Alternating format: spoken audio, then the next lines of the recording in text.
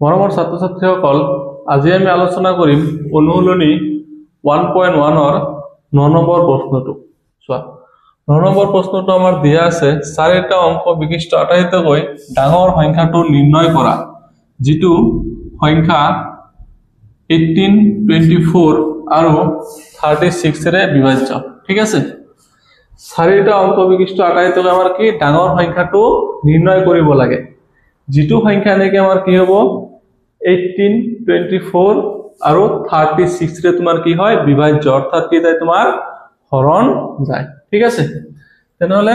তোমালোকে চাই লোৱা আমি কেনেদৰে কৰো, হয় না নাই। প্ৰথমত আমি লিখিম সলিউশন। ঠিক আছে, সলিউশন চাই লোৱা। চোৱা, প্ৰথমত আমি কি কৰিম 18ক উৎপাদকক ভাঙি দিম। ঠিক আছে,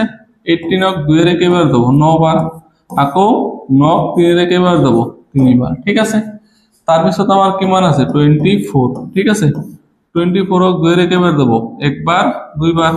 আকৌ 2 ৰে কেইবাৰ যাব 6 বাৰ, আকৌ 2 ৰে কেইবাৰ যাব 3 বাৰ। ঠিক তেনেদৰে তাৰপিছত আমাৰ কিমান আছে 36। 36ক 2 ৰে কেইবাৰ যাব 18 বাৰ যাব, আকৌ 2 ৰে কেইবাৰ যাব 9 বাৰ যাব, আকৌ 3 ৰে কেইবাৰ যাব 3 বাৰ যাব। তেনেহলে 18 ইকুয়াল টু আমি কিমান লিখিব পাৰো, এতেকে 18 ইকুয়াল টু আমি কি লিখিব 2 * 3 স্কয়ার। তার পিছত আমার কিমান আছে 24। 24 ইকুয়াল টু আমি কি লিখিব, দুই কেইটা পাইছো, এটা দুটা তিনটা, 2 কিউব ইনটু 3। তার পিছত আমার কিমান আছে 36। 36 ইকুয়াল টু আমি কিমান লিখব পাৰো, দুই কেইটা পাইছো দুটা, আর 3 কেইটা পাইছো দুটা, হয় না নাই। বাস, এতেকে আমার লসাগু কিমান হ'ব, এতেকে লসাগু। ঠিক আছে, এতেকে লসাগু কিমান হ'ব, চোৱা দুই কেইটা আছে, ইয়াতেও দুই আছে, ইয়াতেও আছে, দুই বেছিবাৰ কিমান আছে 3 বাৰ আছে, 3 পাওয়াৰত আছে এইটো লম। ঠিক আছে, আকৌ 2 3 ইয়াতেও আছে, ইয়াতেও আছে, ইয়াতেও আছে, বেছিবাৰ কোনটোত আছে এইটোত আছে, মানে দুটা দুইবাৰ দুইবাৰ আছে, গতিকে বেছিবাৰ 3 স্কয়ার, 3 স্কয়ার টো লম। ঠিক আছে, তো 2 3টা পূরণ করলে কিমান হ'ব 8, আৰু 3 যদি আমি কি কৰো দুটা পূৰণ কৰো কিমান হ'ব 9, 8 9 গুণ কিমান হয় 72। তেনেহলে আমি কি পালো, তেনেহলে এই তিনিটা লসাগু 18, 24 আৰু 36 ৰ লসাগু আমি কিমান পালো 72। ঠিক আছে, এতিয়া আমি কি কৰিম, চোৱা চাৰিটা অংক বিশিষ্ট আটাইতকৈ ডাঙৰ সংখ্যা কি হয়, এতেকে আমি লিখিম চাৰিটা অংক বিশিষ্ট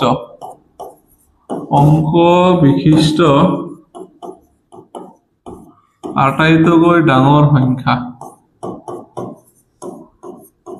আটাইতকৈ ডাঙৰ সংখ্যা। চাৰিটা অংক বিশিষ্ট আটাইতকৈ ডাঙৰ সংখ্যাটো কিমান হ'ব 9999, হ্যাঁ নাই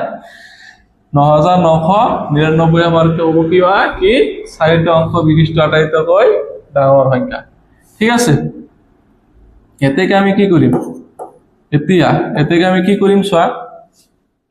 এই 999ক, হ্যাঁ নাই এই 999ক আমি কি কৰিম এই 72 ৰে আমি কি কৰিম ডিভাইড কৰিম। ঠিক আছে, কি কৰিম ডিভাইড কৰি দিম, হৰণ কৰি দিম। তেনেহলে প্ৰথমত কেইবাৰ যাব 72, 99ত কেইবাৰ যাব একবাৰ যাব 72। ঠিক আছে,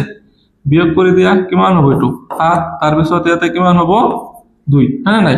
এই 9 টো নামি আহিব। তাৰ পিছত কেইবাৰ যাব তোমালোকে কৰি চাবা 3 বাৰ যাব। ঠিক আছে, 3 বাৰ যাব, 3 বাৰ গলে কিমান হ'ব 3 2 গুণ 6, 3 7 গুণ 21। ঠিক আছে, বিয়োগ কৰি দিয়া, বিয়োগ কৰি দিলে ইয়াতে কিমান থাকিব 3 থাকিব, ইয়াতে কিমান থাকিব 6 থাকিব, আৰু এই 9 টো কি আহিব নামি আহিব। ঠিক আছে, তাৰ পিছত কিমান বাৰ যাব, তাৰ পিছত যাব তোমাৰ কেইবাৰ 8 বাৰ, কেইবাৰ যাব 8 বাৰ, 7 2 গুণ 2, 8 গুণ কিমান হয় 16, 16 কিমান হ'ব 6 হ'ব, 7 8 গুণ কিমান হয় 7 8 গুণ তোমাৰ কিমান হয় 56, হয় না নাই 56 আৰু 1 কিমান হ'ব 57 হৈ যাব। ঠিক আছে,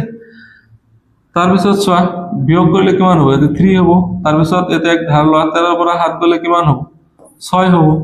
হয় নাই। তেনেহলে আমাৰ ভাগশেষ কিমান থাকিল, ভাগশেষ থাকিল 3। ঠিক আছে, এতিয়া তাৰ পিছত তোমালোকে চোৱা এতেকে লাস্ট লাইনটো আমাৰ কি হ'ব, এতেকে 18, তাৰ পিছত কিমান হ'ব 18 24 আৰু 36 ৰে হৰণ যোৱা বা বিভাজ্য হোৱা ঠিক আছে হৰণ যোৱা 4টা অংক বিশিষ্ট ঠিক আছে হৰণ যোৱা 4টা অংক বিশিষ্ট আটাইতকৈ ডাঙৰ সংখ্যা আটাইতকৈ কি হ'ব আমাৰ ডাঙৰ সংখ্যা আটাইতকৈ ডাঙৰ সংখ্যা কি হ'ব তলত তোমালোকে সমান সমান দি লিখি দিবা আটাইতকৈ ডাঙৰ সংখ্যা কি হ'ব গতিকে আমি কি কৰিম চোৱা আটাইতকৈ ডাঙৰ সংখ্যাটো আমাৰ এটো হয় না নাই এটো হয় আটাইতকৈ ডাঙৰ সংখ্যা 4টা অংক বিশিষ্ট তাৰপৰা আমি কি কৰিম আমাৰ হৰণ কৰাৰ পিছত চোৱা হৰণ কৰাৰ পিছত ভাগে কিমান থাকিল 63 এই 63 কে আমি কি কৰি দিম বিয়োগ কৰি দিম ঠিক আছে বিয়োগ কৰিলে কিমান থাকিব বিয়োগ কৰি দিলে এটো যদি আমি 9 ৰ পৰা 3 বিয়োগ কৰি দিও কিমান থাকিব 6 থাকিব আকৌ 6 ৰ 9 ৰ পৰা 6 বিয়োগ কৰি দিও কিমান থাকিব 3 আৰু 9 ঠিক আছে 9936 ঠিক আছে গতিকে 4টা অংক বিশিষ্ট আটাইতকৈ ডাঙৰ সংখ্যা যেটো নেকি তোমাৰ কি 18 24 আৰু 36 এই তিনিটাৰে হৰণ যায় এই সংখ্যাটো আমাৰ কিমান হ'ব এইটো 9936 ঠিক আছে তোমালোকে আশা কৰো বুজি পাইছা তোমালোকে প্ৰথমত কি কৰিবা এই তিনিটা সংখ্যা লসাগু বাহিৰ কৰিবা ঠিক আছে এই লসাগু দি 4টা অংক বিশিষ্ট আটাইতকৈ ডাঙৰ সংখ্যা কিমান এই 4টা 9 ঠিক আছে ইয়াক কি কৰি দিবা তোমালোকে হৰণ কৰি দিবা হৰণ কৰাৰ পিছত ভাগে কিমান পাবা 63 পাবা এই 63 আমি কি কৰিম এই যেটো আমাৰ কি আটাইতকৈ ডাঙৰ সংখ্যা কি 4টা অংক বিশিষ্ট এটো আছিল 4টা 9 তারপর আমি কি করিম এই 63 কে আমি কি করে দিম বিয়োগ করে দিম ঠিক আছে বিয়োগ করে দিলে তুমি কিমান পাবা 9936 তাহলে এইটোই হ'ব কিমান আটাইতকৈ হৰণ যোৱা আটাইতকৈ ডাঙৰ সংখ্যা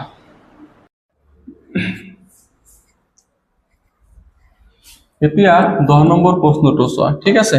10 নম্বৰ প্ৰশ্নটো আমাৰ কি আছে p আৰু q সংখ্যা দুটাৰ এইটো 1245 এটা উৎপাদক তলত দিয়া কোনটো বিকল্পৰ 1245 উৎপাদক হ'ব ঠিক আছে p plus q p minus q p into q p divide q ঠিক আছে তেছোৱা p আৰু q সংখ্যা দুটাৰ এটো এটা তোমাৰ কি হয় উৎপাদক হয় ঠিক আছে মানে এই সংখ্যাটো তোমাৰ কি হয় p ৰ উৎপাদক হয় এই সংখ্যাটো তোমাৰ কি হয় q ৰ উৎপাদক হয় ঠিক আছে তেনেহলে সোয়া এটো বুজাৰ কাৰণে আমি এটা কি ল एग्जांपल ল এটা एग्जांपल হল তোমালোকে সহজে বুজি পাবা ঠিক আছে সাপোজ মই p সমান সমান কি ধৰিছো ধৰিলোৱা সোয়া সাপোজ মই ধৰিলো p সমান সমান মই কিমান ধৰিলো 4 p সমান সমান কিমান ধৰিছো 4 আৰু q সমান সমান কিমান ধৰিছো q সমান সমান কিমান ধৰিছো 8 ঠিক আছে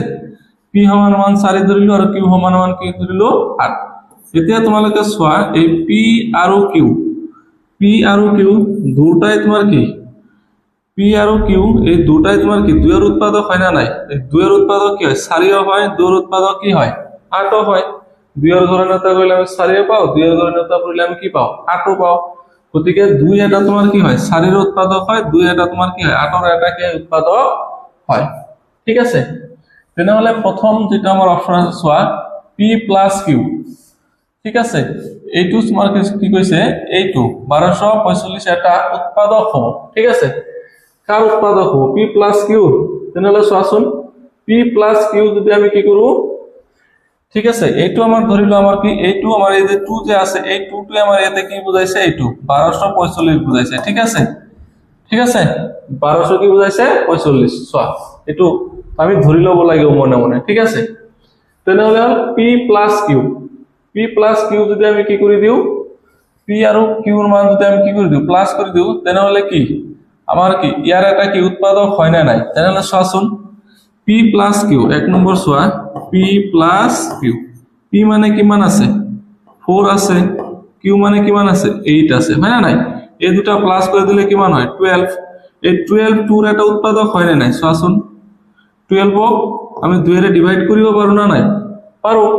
বা আমি কি কৰিব পাৰো 2 এর ঘরে নেওতা বললে কি 12 পাও না নাই পাও তার মানে কি হয় তোমার সোয়া এটু আমার কি হবো এই এটু তোমার কি হবো p প্লাস কিউ এটা তোমার কি হবো উৎপাদক হবো ঠিক আছে তার ভিতর সোয়া p মাইনাস কিউ ঠিক আছে আকো কি আছে p মাইনাস কিউ p এর মান কিমান আছে p মাইনাস কিউ p এর মান কিমান আছে p এর মান আছে কিমান 4 q এর মান কিমান আছে 8 তাহলে মাইনাস করলে কি পাম -4 এতে যদি আমি -4 টু মনে মনে ধরিলো এটা -4 বানাই কি পাইছো +4 ঠিক আছে মনে মনে ধরিলো কি পাইছো আমি +4 তাহলে সোয়া 2 এর ঘরে নেওতা বললে কি 4 পাওয়া যায় না নাই অর্থাৎ তাহলে এটু কি হবো পারে p - q তোমার কি হবো 2 এর একটা উৎপাদক হবো এতে সোয়া তার 3 নম্বর তোমার কি আছে p * q তাহলে p * q করিলে p এর মান কিমান ধরিছো 2 আর q এর মান সরি p এর মান কিমান ধরিছো 4 হয় না নাই আর q এর মান কিমান ধরাইছে 8 পূরণ করে দিলে কিমান হয় 16 সো এই 16 এটা তোমার কি হয় 2 এর উৎপাদক হয় না নাই হয় তাহলে এটাও ক্ষেত্রে তোমার এটাও কি হবে এটা উৎপাদক হবো তার ভিতর সোয়া p / q ঠিক আছে p / কি আছে q তাহলে p এর মান আমি কি ধরিছো p এর মান ধরিছো কিমান p এর মান ধরিছো 4 আর q এর মান কিমান ধরিছো 8 আমি ডিভাইড করি চাও ডিভাইড করলে কটা কটা হলে কি হবে 1/2 1/2 মানে কি হাফ হয় না নাই অর্থাৎ 1/2 সোয়া 8 কটা কটা হলে কি হবে 1/2 মানে কিমান 0.5 তাহলে 0.5 তো আমার কি এটা উৎপাদক হবো পারে নাকি নহয়